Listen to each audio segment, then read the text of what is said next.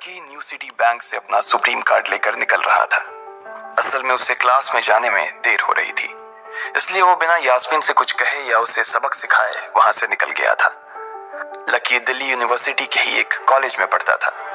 जैसे ही वो कॉलेज के अंदर दाखिल हुआ, उसके पैर एक कीचड़ से भरे गड्ढे में पड़ गए। ओह शिट, उसने अपने आप से कहा और अपने जूतों को पास की सड़क पर साफ करने लगा। वो कॉलेज एडमिनिस्ट्रेशन के दफ्तर की ओर देखकर उसे कोस रहा था। कॉलेज की सड़कों पर इतने सारे गड्ढे हो गए थे, लेकिन वो लोग एक भी गड्ढा नहीं भरवा रहे थे। जब भी लकी इस चीज की कंप्लेन करने के लिए वहां जाता, तो वो इसे ये कह देते कि फंड ही नहीं है। उसने जैसे तैसे अपना जूता तो साफ कर लिया था, लेकिन वो अपनी पैंट पर लगे कीचड़ के दाग को साफ नहीं कर पाया था। वो बाथरूम की ओर जा पाता, इतने में क्लास की घंटी बज गई। वो भागते हुए क्लास में पहुंचा। उसने दरवाजे के बाहर से ही देखा कि प्रोफेसर कमलनाथ मिश्रा पोडियम पर आ गए थे और उन्होंने आज के लेक्चर की शुरुआत भी कर दी थी। जैसे ही उनकी नजर बाहर खड़े लकी पर पड़ी, तो उनकी आंखें निराशा से भर आई। इधर लकी का सिर भी शर्म से झुक गया था और उसे अंदर ही अंदर बुरा लग रहा था। कॉलेज में जितने भी प्रोफेसर थे, उनमें से कमलनाथ जी को लकी सबसे ज्यादा पसंद करता था। बाकी प्रोफेसर ये बात जानते थे कि लकी पढ़ाई के साथ साथ जॉब भी करता था, इसलिए उसका पढ़ाई में ध्यान नहीं था।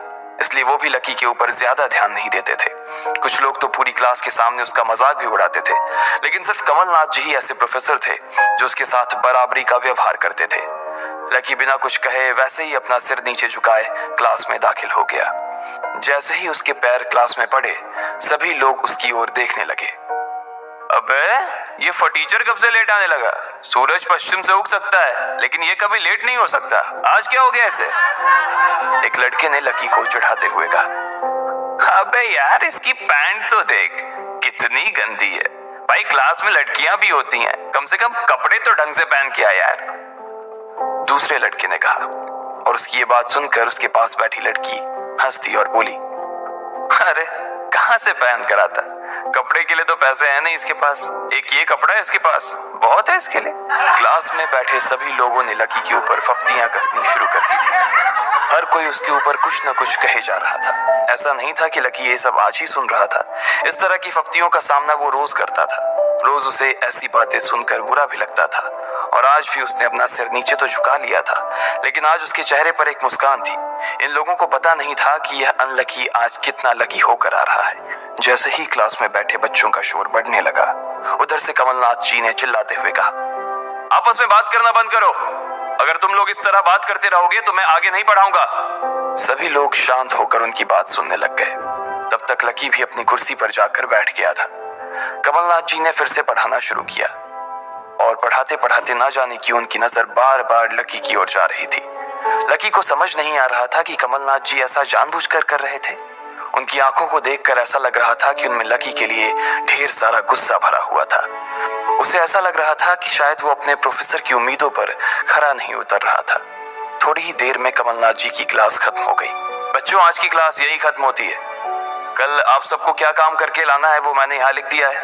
कल मिलते हैं आप सबसे, कमलनाथ जी ने कहा और क्लास के बाहर चले गए। जैसे ही वो बाहर गए, पीछे वाले दरवाजे से किसी की आवाज आई, डिंपल। जैसे ही वो आवाज सबके कानों में पड़ी, सब लोग क्लास के पीछे वाले दरवाजे की ओर देखने लगे। वहां कोई और नहीं बल्कि डिंपल का नया बॉयफ्रेंड राहुल खड़ा था। ये लोग राहुल को अच्छी तरह से जानते थे। राहुल ने दरवाजे से झांक कर देखा तो वहां कोई नहीं था। वो धीरे धीरे कमरे में दाखिल हुआ और सीधा डिंपल के पास चला गया। डिंपल खिड़की के पास बैठी हुई थी। जैसे ही राहुल उसके पास पहुंचा, डिंपल ने अपने हाथ उसकी गर्दन में किसी हार की तरह डाल दिए और उसकी बाहों में झूम उठी। उधर राहुल ने भी डिंपल को सबके सामने चूम लिया था।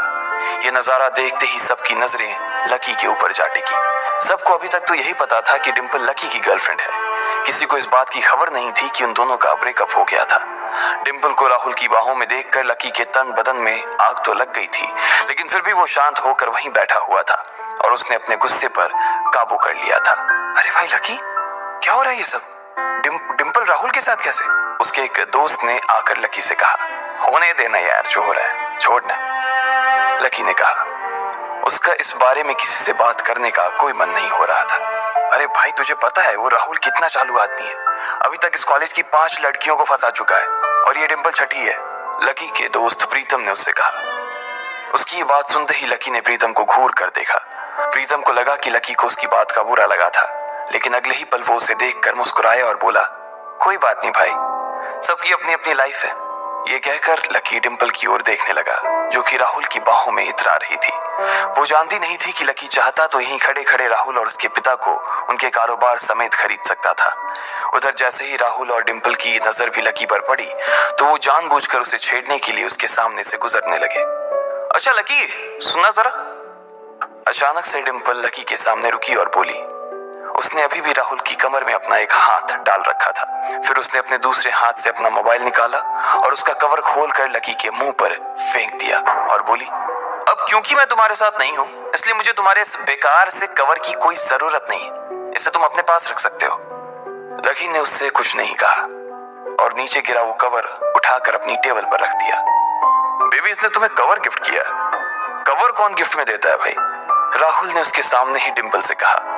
राहुल लकी को नीचा दिखाने का एक भी मौका अपने हाथ से जाने नहीं देना चाहता था। लकी अंदर ही अंदर मुस्कुरा रहा था। डिंपल ने राहुल की ओर देखा और बोली, बेबी, बात यह है कि जिसकी मोबाइल खरीदकर गिफ्ट करने की औकात नहीं होगी, वो सिर्फ कवर ही तो गिफ्ट कर सकता है ना, और क्या। कोई बात नहीं बेबी, मैं आज ही तुम्हें एक नया फोन दिलवाता हूँ। आ जाओ, चलते हैं कनॉट प्लेस और वहां से लाते हैं बेबी के लिए एक नया फोन, राहुल ने कहा। लकी का मन तो यही कर रहा था कि वो जोर से राहुल के ऊपर हंसे, लेकिन उसने अपनी हंसी को रोक लिया था। हाँ बेबी, हमने एक पहले नया फोन खरीदेंगे और फिर उस फोन की पार्टी भी करेंगे, और उसके बाद आज, डिंपल ने कहा और राहुल के चेहरे पर उंगलियां फिराने लगी। राहुल भी और लकी भी उसके इशारे को समझ गए थे। लकी जानता था कि ये सब सिर्फ उसे चिढ़ाने के लिए वो कर रही थी, लेकिन लकी को खुद के लिए नहीं बल्कि डिंपल के लिए बुरा लग रहा था। वो मन ही मन ये सोच रहा था कि अगर डिंपल बस थोड़ा सा और इंतजार कर लेती तो आज लकी उसके लिए फोन की पूरी दुकान खरीद कर रख देता। भाई, ये सब क्या हो रहा है? तेरे सामने ये सब हो रहा है और तू बस मुस्कुराए जा रहा है। गुस्सा नहीं आ रहा तुझे? प्रीतम ने लकी से पूछा।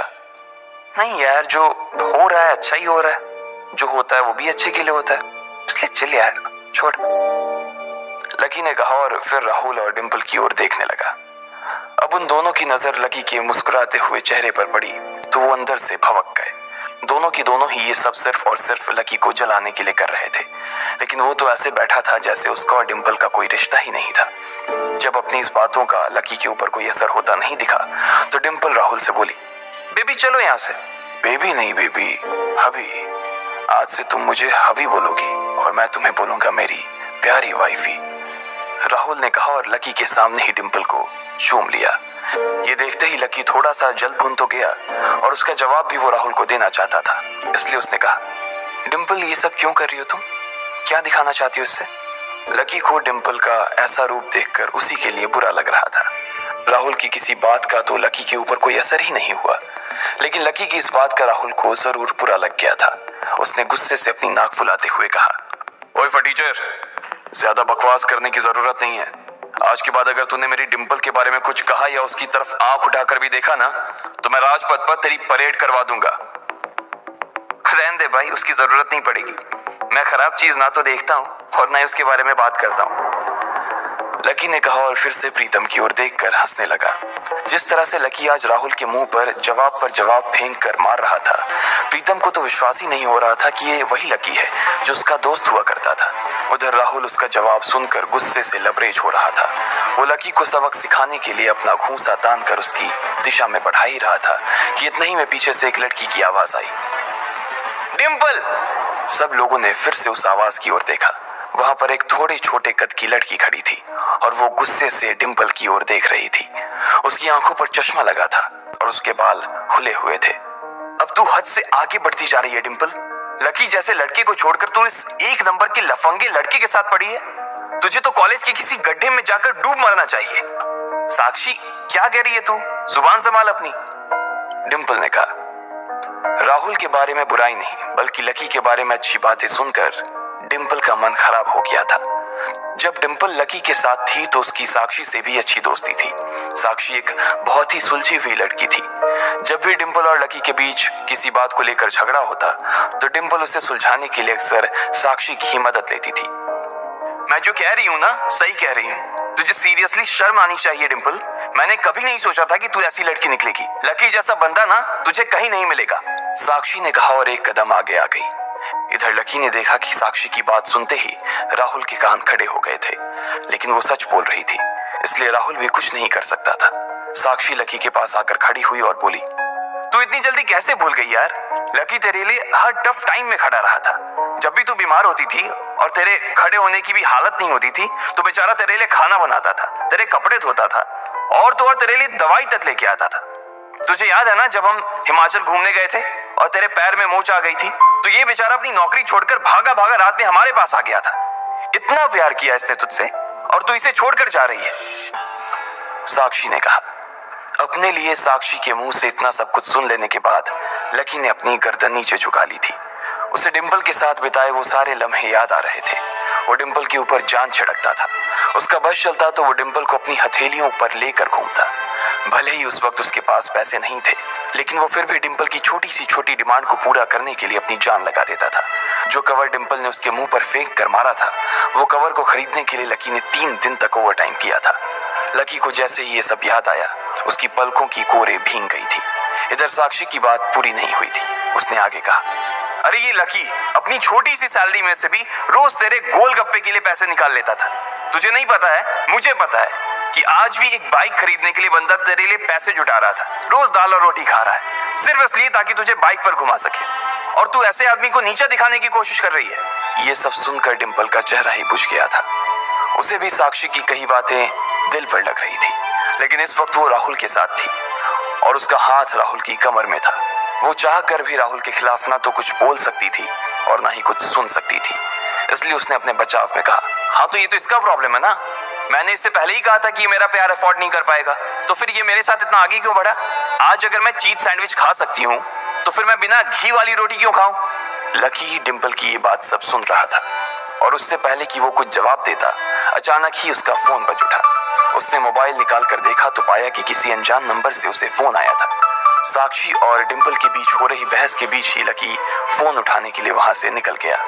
देखा कितनी बदतमीजी से उठ के चला गया, चलो अभी। डिंपल ने राहुल के हाथ को कसकर पकड़ा और निकल गई। इधर फोन पर लकी कुछ बोलता उससे पहले ही दूसरी तरफ से आवाज आई, बहुत हो गया लक्ष्मण, अब बस घर आ जा जल्दी से।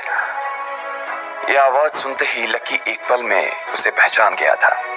उसके दिमाग से डिंपल के सारे ख्यालात चले गए थे और सिर्फ उस आवाज को सुनकर ही उसकी आंखें भीग आई थी।